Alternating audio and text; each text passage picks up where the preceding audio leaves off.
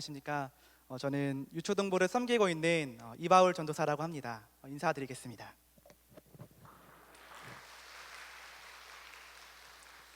네, 감사합니다.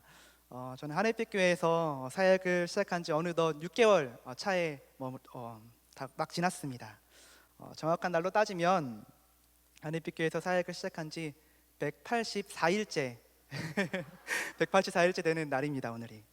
네. 참 시간이 빠르게 지나가고 있는 것 같습니다. 아직 여기 계신 분들에 비하면 제가 아직 많이 연소하지만 시간이 참 빠르게 지나간다는 것을 요즘 더욱더 느끼고 있습니다. 네, 너무나도 부족한 사람임에도 한해빛교회 성도님들과 그리고 유초등부에서 많은 사랑을 받으며 지내고 있습니다. 부장님과 23명의 선생님들 그리고 유초등부 아이들과 함께 말씀을 나누고 한 공동체를 이룰 수 있다는 것이 정말 큰 은혜라고 생각을 합니다. 저는 고향이 경기도 파주입니다. 경기도 파주에서 태어나서 20년간 파주에서 살았는데요. 저는 서울과 참 거리가 먼 사람이었습니다. 더군다나 강서구와도 거리가 먼 사람이었고요. 내발산동과는 거리가 더 먼 사람이었습니다. 하지만 지금 저는 서울에서 그리고 강서구에서 내발산동에 위치한 한해빛교회에서 성도님들과 그리고 어린이들과 함께 신앙생활을 하며 주님의 말씀을 나누고 있습니다. 그것이 정말 저의 삶에서 큰 은혜 중에 하나라고 생각을 합니다. 만날 수 없는 인연이 만나서 함께 신앙생활을 한다는 것이 얼마나 큰 은혜인지요. 네, 조금 전에 영상 잘 보셨죠? 네, 저희 유초등부에서 활동한 사진들을 모아서 영상으로 만들었습니다. 사진과 영상으로 보면 아이들이 정말로 귀엽습니다. 네, 실제로도 봐도 귀엽고요. 네, 한번 사진을 준비했는데요. 네, 집중을 정말 잘하고 있죠. 무슨 시간에 저렇게 집중을 하고 있는 걸까요? 설교 시간에 집중을 이렇게 하고 있는 걸까요? 네, 성도님께서 끄덕끄덕 거시는 분들 계시는데 안타깝게도 설교 시간이 아닙니다. 설교 시간이 아니라 유초등부에서 부활절을 맞이해서 새 친구 초청 잔치를 했었는데요. 그때 이제 매직쇼랑 버블쇼 이렇게 하시는 강사님들을 모셔서 함께 공연을 했었습니다. 그때 저렇게 아이들이 집중을 하더라고요. 한 30분, 40분 동안 하는데요. 전혀 미동도 없이 저렇게 규민이는 이렇게 일어나서 보고 있네요. 저렇게 집중을 잘하더라고요. 그래서 그때부터 제가 한 가지 이제 마음속에 소원이 생겼습니다. 뭐냐면 저도 저 강사님들처럼 저런 버블쇼, 매직쇼를 배워야겠다. 그래서 아이들의 이목을 끌어야겠다. 라는 그러한 소원이 생겼습니다. 사실 그보다도 아이들에게 설교를 할 때 저렇게 집중할 수 있게 하는 설교자, 저렇게 집중할 수 있게 하는 그런 하나님의 말씀을 전해야겠다라는 마음의 소망이 생겨나게 되었습니다. 네, 아이들이 예배 시간에 집중을 못할 때가 종종 있습니다. 설교할 때 저는 질문을 굉장히 많이 합니다. 질문을 하면은 이곳 저곳에서 대답을 합니다. 아이들이 요즘에 한 7, 80명 정도 출석을 하는데요. 저는 입이 한 개인 반면에 아이들의 입은 70개에서 80개의 입이 됩니다. 어떤 때는 질문과 답변의 시간이 끝났는데도 계속해서 답을 이렇게 외치는 친구들도 있고요. 어떤 친구들은 옆에 있는 친구와 질문과 답변을 주고받는 친구들도 있습니다. 그래서 저는 가끔 설교를 하다가 등에 땀이 날 때가 있습니다. 아이들이 떠드는 것을 어떻게 멈추게 할 수 있을까라는 생각을 하면서 겉으로는 괜찮은 척하지만 속으로는 매우 당황해할 때가 있습니다. 그래서 요즘 설교를 할 때 설교를 하기 전에 아이들과 이렇게 인사를 합니다. 아이들이 성도님들께서도 잘 알고 있다시피 더러운 얘기 굉장히 좋아하잖아요. 더러운 이야기를 가지고 인사를 하는데요. 뭐 엉덩이, 뭐 냄새, 그리고 그거 이야기를 합니다. 그래서 아이들과 이렇게 요즘에 인사를 해요. 떠들면 엉덩이에서 뿔 난다. 고학년 친구들은 조금 유치하지만 그래도 서로 웃으면서 마음이 풀어지면서 요즘 인사를 하곤 합니다. 저는 설교를 재미있게 하는 재주는 안타깝게도 없습니다. 그래서 설교를 들으시다가 함께 이 시간 설교 시간을 보내시다가 깜빡 조실 수도 있으실 수 있어요. 그래서 이 시간에 한번 옆에 있는 분과 이렇게 인사했으면 좋겠습니다. 권사님 졸지 마세요. 해볼까요? 집사님 졸지 마세요. 권사님 졸지 마세요. 네. 네, 오늘 여러분과 함께 나누고자 하는 말씀은 여러분이 잘 알고 계시는 홍해 앞에 다다른 모세와 이스라엘의 백성의 이야기입니다. 사실 오늘의 그 설교의 시작은 한 어린이로부터, 유초등부 한 어린이로부터 시작이 됩니다. 어느 토요일 오후에 유초등부 어린이들과 함께 유초등부 예배실에서 시간을 보내고 있었을 때였습니다. 장난도 치고 먹을 것도 먹고 피아노도 치면서 함께 장난을 치고 있었을 때입니다. 그러던 도중에 저희 유초등부실에 와보시면 피아노 옆에 바로 강대상이 있거든요. 한 친구가 강대상으로 가더니 본인이 설교를 하겠다는 겁니다. 그 친구가 설교를 한 본문이 바로 오늘 우리가 읽었던 그 본문의 말씀입니다. 장난스러운 말투로 자신이 설교를 시작하겠다고 말하더라고요. 그 어린이는 그러한 귀여운 설교 도중에 학교에서 한 선생님께서 홍해 이야기를 언급하셨는데 말씀하신 것 중에 무엇인가 이해되지 않는 점이 있었다고 말을 했습니다.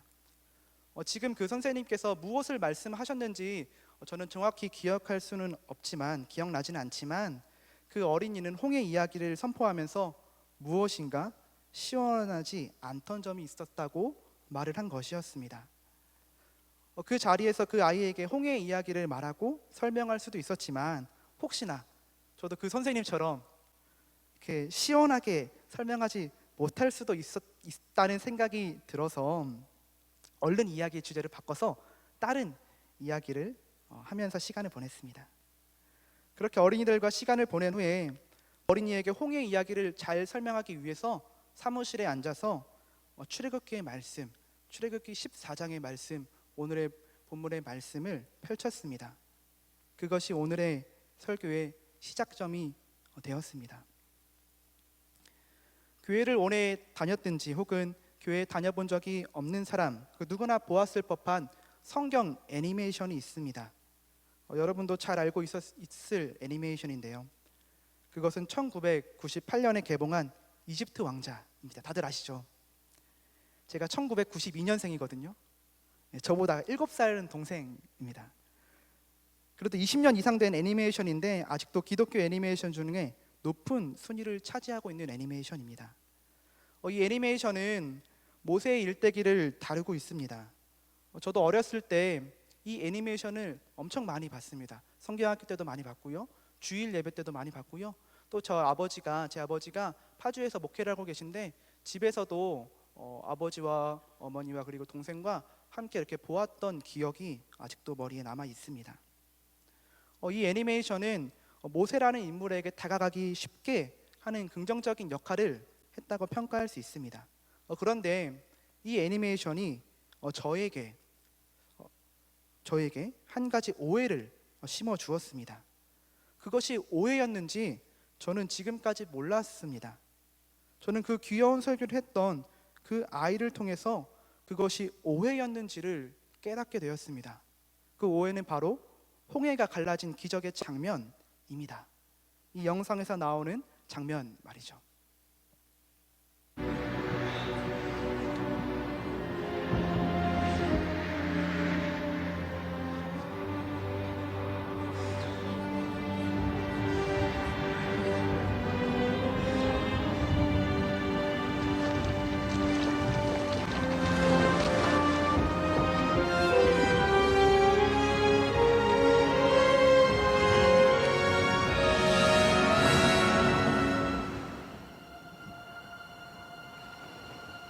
With this staff you shall do my wonders.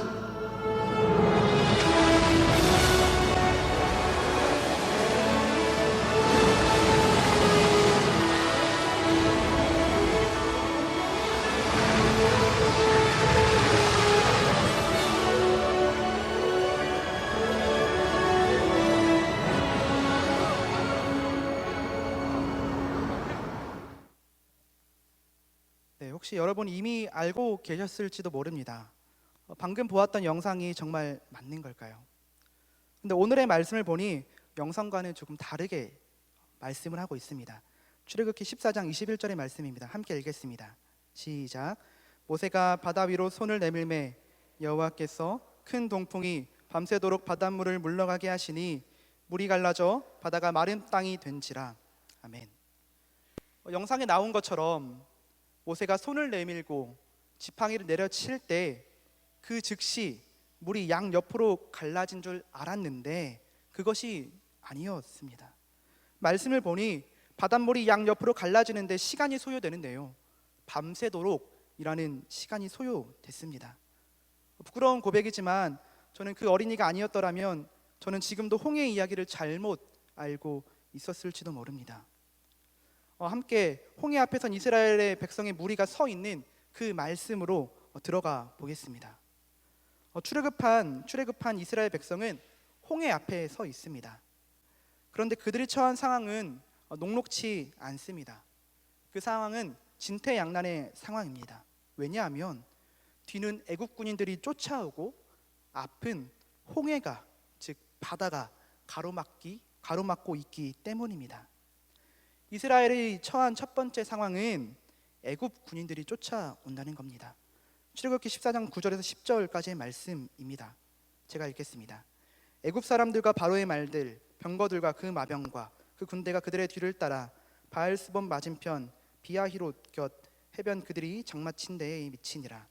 바로가 가까이 올 때에 이스라엘 자손이 눈을 들어 본즉 애굽 사람들이 자기들 뒤에 이른지라. 이스라엘 자손이 심히 두려워하여 여호와께 부르짖고. 홍해 앞에 선 이스라엘 백성 뒤에 누가 있습니까? 바로와 그의 군대가 있습니다. 그들은 이스라엘 백성에게 왜 다가오는 걸까요? 물건을 놓고 갔으니까 가져가라고 다가온 걸까요? 아니죠. 우리가 모두 알고 있다시피 이스라엘 백성을 다시 잡아가기 위해서, 그리고 죽이기 위해서 달려온 겁니다. 이스라엘 백성은 이제 왔던 길로 되돌아갈 수 없는 상황에 처하게 되었습니다. 오직 그들이 갈 수 있는 방향은 앞으로 직진하여서 그 애굽 군인들과 멀어지는 방법뿐입니다. 이스라엘 백성은 그런데 더 이상 앞으로 나아갈 수가 없는 상황입니다. 왜냐하면 홍해가 가로막고 있었기 때문입니다. 이스라엘이 처한 두 번째 상황은 홍해가 가로막고 있다는 겁니다. 이스라엘 백성은 홍해를 지나갈 수 없었습니다. 수영을 할 줄 몰라서 지나갈 수 없었던 걸까요? 물론 맞는 말일 수도 있습니다. 그러나 고대 이스라엘 사람들에게 바다라는 장소가 무엇을 의미하는지 우리는 알아야 합니다. 담임 목사님과 김한희 목사님께서 설교 시간에 자주 설명을 해 주셨던 것입니다. 성도님들께서도 아마 기억하실 겁니다. 고대 이스라엘인에게 바다는 두려움의 장소이고 혼돈의 장소, 카오스의 장소입니다. 고대 이스라엘인들은 바다를 두려워합니다. 광야의 백성인 이스라엘인에게 바다가 두려움의 대상이 된 것은 고대 근동 지방에 널리 퍼져 있던 바다 속에 산다는 괴물 때문입니다. 21세기를 살아가는 우리에게 고대 근동의 세계관은 미개해 보일지라도 최소한 그 당시의 사람들에게 바다는 괴물이 사는 무시무시한 장소였습니다. 성경에 나오는 리워야단이 그에 해당한다고 말을 합니다. 예수님 당시 랍비 문헌에는 이러한 재미있는 표현이 있습니다. 함께 읽어볼까요? 시작. 말세에 메시아가 오면 바비큐에서 먹는다. 네. 리워야단을 바비큐에서 먹는다고 합니다. 이는 메시아가 오면 그동안 인간을 가장 무섭게 하던 리워야단에게 통쾌한 복수를 해준다는 말입니다. 이스라엘에서 10년 동안 선교사 사역을 한 분의 말에 따르면 두려움의 상징인, 공포의 상징인 바다가 이스라엘의 역사에서 윈드서핑이나 바나나 보트를 즐기는 바캉스의 장소가 된 것은 지금으로부터 불과 150년밖에 되지 않았다고 합니다. 또한 광야의 백성 이스라엘 민족이 가지고 있던 바다에 대한 공포와 두려움은 메시아의 날에 임할 새하늘과 새 땅, 신천지네요. 새하늘과 새 땅에 바다가 더 이상 존재하지 않는다는 약속에도 잘 나타납니다. 요한계시록의 말씀입니다. 또 내가 새하늘과 새 땅을 보니 처음 하늘과 새 땅이 없어졌고 바다도 다시 있지 않더라. 바다도 다시 있지 않더라 라고 메시아의 임할 그 날을 강조를 합니다. 여러분, 아마 복음성가 중에 이 복음성가를 많이 불렀을 겁니다. 물이 바다 덮음 같이 많이 불러보셨죠? 저도 어렸을 때 시골에서 자라서 물이 바다 덮음 같이라는 찬양을 굉장히 많이 불렀던 기억이 있습니다.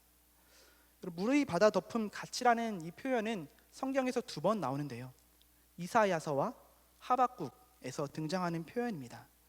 여러분, 물이 바다 덮음 같이라는 말은 무슨 말인가요?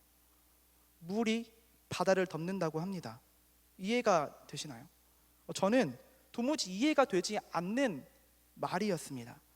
바다도 물인데 물이 물을 덮는다? 저로서는 이해할 수 없는 표현이었습니다. 그래서 이곳저곳 찾아보고 책도 찾아보고 있는 도중에 이에 대한 답을 찾았습니다. 사실 이 표현은 유대인들만이 이해할 수 있는 표현이라고 합니다. 이는 유대인들의 문학적 배경을 알아야만 이해할 수 있습니다. 유대인들에게 물은 생수, 생명을 의미하죠. 이에 반해 바다는 혼돈과 두려움의 장소, 즉 하나님이 계시지 않는 세상, 하나님이 없는 세상을 의미한다고 합니다. 생수와 생명이 혼돈과 두려움의 장소를 뒤엎는다라는 겁니다. 이 의미를 알았을 때 물이 바다 덮음 가치는 참 은혜가 되는 말이 됩니다. 오늘 우리가 중요히 여겨야 할 것은 바다가 두려움의 장소요, 혼돈의 장소라는 겁니다. 이스라엘의 백성의 뒤에는 바로와 애굽 군대가 있습니다. 앞에는 바다가 있습니다. 바다는 두려움의 장소, 혼돈의 장소입니다. 더 나아가서 바다는 트라우마의 장소입니다. 고대 이스라엘 사람들은 육지가 바다 밑에서 나왔으므로 바다가 육지를 다시 삼키지 않을까 하는 집단 무의식에서 비롯된 트라우마를 가지고 있었다고 합니다. 그래서 바다를 더욱 두려워한 것이죠. 여러분, 만약에 여러분이 지금 이 출애굽기의 배경이 되는 그 말씀, 홍해 앞에 선 그 이스라엘의 백성 중에 한 사람이라면, 지금 내가 그 자리에 있었더라면 어떠한 마음이 들었겠습니까? 우리는 이 이야기의 결말을 너무나도 잘 알고 있기 때문에 긴박하게 또한 공감하면서 읽기에 어려움이 있습니다. 여러분, 다들 좋아하시는 드라마 있으시죠? 저는 드라마를 자주 보지 않는데 최근에 보았던 것 중에 가장 인상 깊게 보았던 것이 김비서가 왜 그럴까? 김비서가 왜 그럴까라는 드라마를 참 재미있게 봤습니다. 하루에도 쉬는 날에 3-4편씩 몰아서 봤던 기억이 있는데요. 그 드라마에서 갈등이 최고조로 올라갔을 때 여러분, 감정이입 많이 되시죠? 제가 주인공 같고, 제가 저 사람 같고, 제가 싫어하는 사람이 저 나쁜 악역을 맡은 사람 같고, 그러지 않으십니까? 감정이입을 하면서 드라마를 봅니다. 저기서 걸리면 안 되는데, 저기서 잡히면 안 되는데, 저리로 가면은 저 범인한테 잡히는데, 이렇게 우리는 감정이입을 하면서 봅니다. 오늘 말씀도 감정이입을 해서 보면 어떨까요? 앞과 뒤가 모두 막힌 그 자리로 들어가 봅시다. 어떤 마음이 들었을까요? 바로에게 10가지 재앙을 통해 하나님의 역사를 보았음에도 불평의 마음이 들 것입니다. 왜냐하면 도망갈 구멍이 전혀 없었기 때문이죠. 지금 죽게 생겼기 때문이죠. 이스라엘 백성도 사실 그러한 불평의 마음이 가득 찼다고 성경은 말합니다. 출애굽기의 말씀입니다. 함께 읽겠습니다. 시작.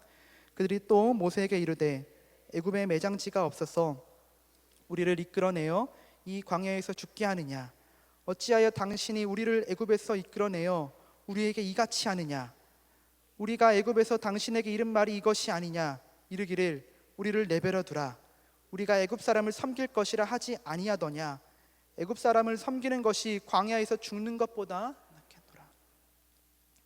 뒤에 있는 애굽 군인들, 앞은 두려움의 장소가 막혀 있는 진퇴양난에 처해 있는 이스라엘 백성, 그들은 모세에게 불평을 하고 있습니다. 어찌 보면 인간적인 마음으로 보면 당연한 행동입니다. 이러한 상황 속에서 모세는 하나님께 부르짖었습니다.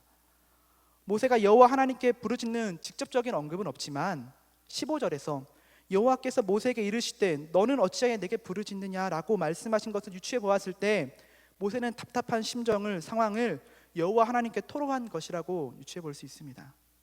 그리고 그러한 모세에게 하나님은 이렇게 응답을 하십니다. 출애굽기 14장 16절의 말씀입니다. 같이 읽겠습니다. 시작. 지팡이를 들고 손을 바다 위로 내밀어 그것이 갈라지게 하라. 이스라엘 자손이 바다 가운데서 마른 땅으로 행하리라. 하나님은 모세에게 지팡이를 들고 손을 바다 위로 내밀어 그것이 갈라지게 하라고 하나님은 모세에게 말을 했습니다. 그러면 그 바다가 갈라진다라고 약속을 하셨습니다. 이 말씀을 들은 모세는 홍해, 즉 바다로 향합니다. 21절입니다. 같이 읽겠습니다. 시작. 모세가 바다 위로 손을 내밀매 여호와께서 큰 동풍이 밤새도록 바닷물을 물러가게 하시니 물이 갈라져 바다가 마른 땅이 된지라. 아멘. 여러분, 말씀을 보면 아까 영상에서 보았던 것처럼 즉시 갈라집니까? 아닙니다. 진퇴양난에 처한 모세는 하나님의 역사가 즉시 일어나길 바랬을 겁니다. 그 영상처럼 말이죠. 그런데 하나님의 역사는 즉시 일어나진 않았습니다. 영상에서 등장한 것처럼 즉시 바다가 양옆으로 갈라졌으면 좋을 법한데 그러한 역사는 즉시 일어나지 않았습니다. 하나님의 말씀에 순종했음에도 모세와 이스라엘의 백성이 처한 상황은 변함이 없습니다. 여전히 애국 군인들은 뒤에 있고요, 여전히 두려움의 장소인 바다는 앞에 있습니다.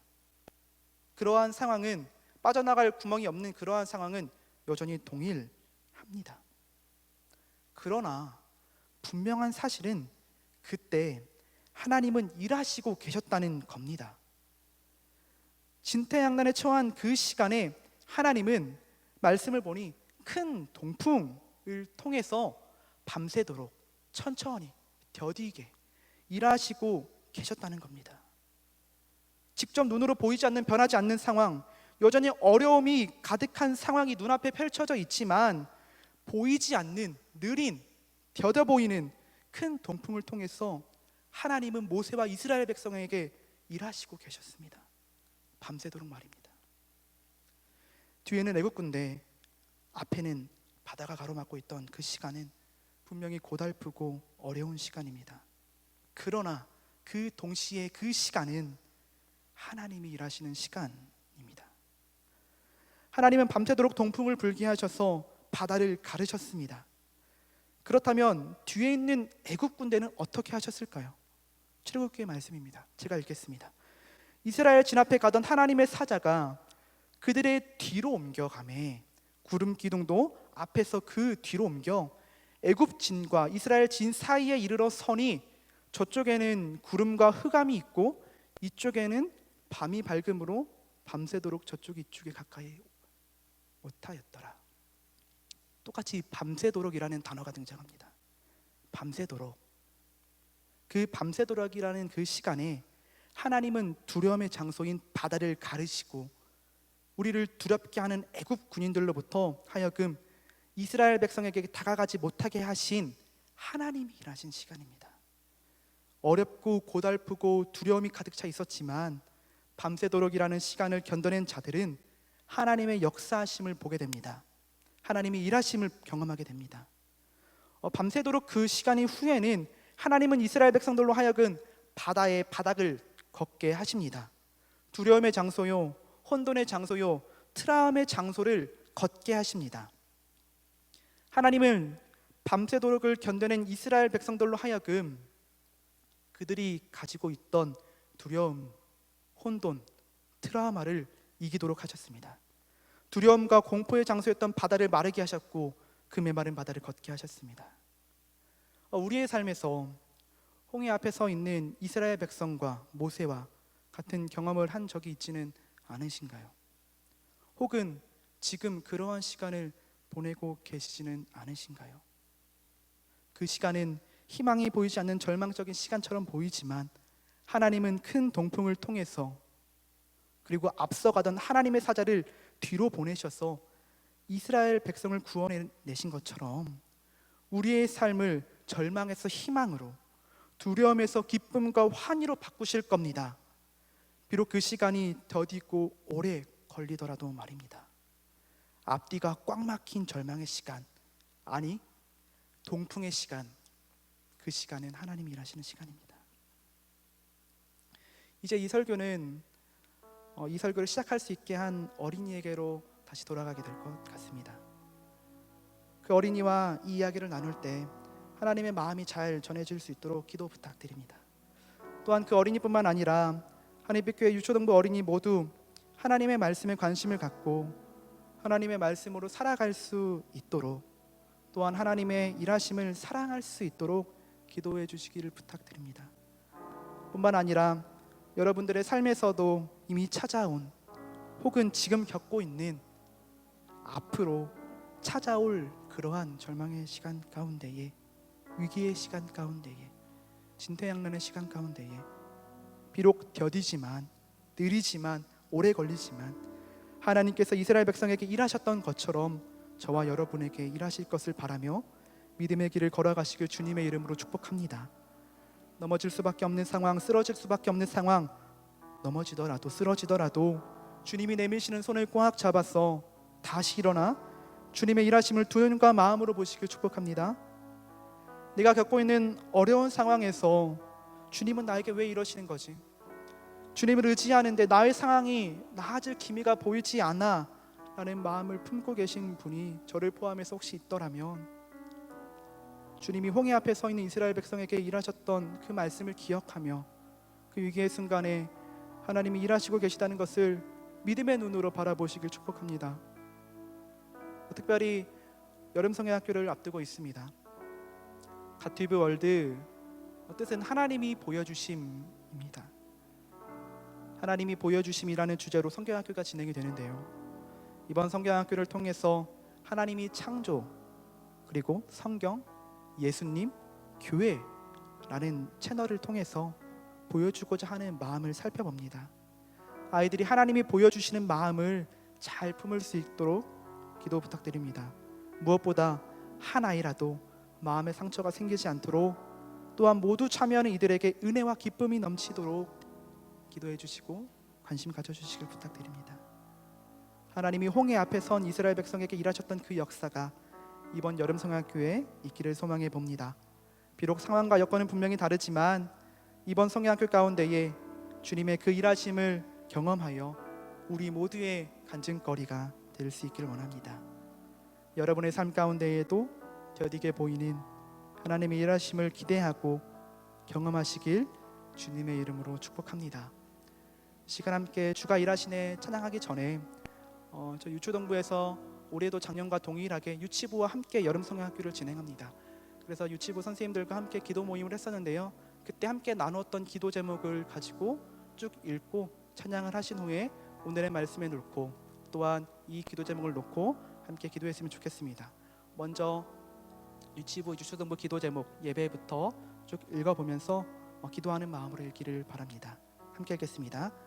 주님을 인격적으로 만나는 예배가 되도록, 더욱 하나님을 사랑하는 예배가 되도록 말씀을 전하시는 김기승 목사님에게 성령 충만함을 허락하셔서 온전히 하나님의 말씀을 전하실 수 있도록, 준비하는 이들이 지치지 않고 먼저 은혜 받을 수 있도록, 준비하는 과정을 통하여 서로를 더욱 사랑하며 하나님 안에서 하나 될 수 있도록, 영육 간의 강건함을 경험하도록, 여름 성회학교에 참여하는 유치부, 유초동부 모두의 마음에 하나님이 주시는 은혜와 기쁨이 넘치도록, 안전사고 없이 진행될 수 있도록, 모든 일정과 환경이 하나님의 인도하심 가운데 진행될 수 있도록, 프로그램을 진행하는 가운데 마음의 상처가 생기지 않도록 재정이 필요한 만큼 채워지도록, 여름 성경학교에서 받은 은혜를 삶의 자리에서 누릴 수 있도록, 하나님의 사랑을 가족, 친구, 이웃들에게 나누어 줄 수 있는 믿음이 더욱 커지도록, 하나님이 보시기에 더욱 아름다운 공동체가 될 수 있도록. 아멘. 함께 주가 일하시네 찬양하겠습니다.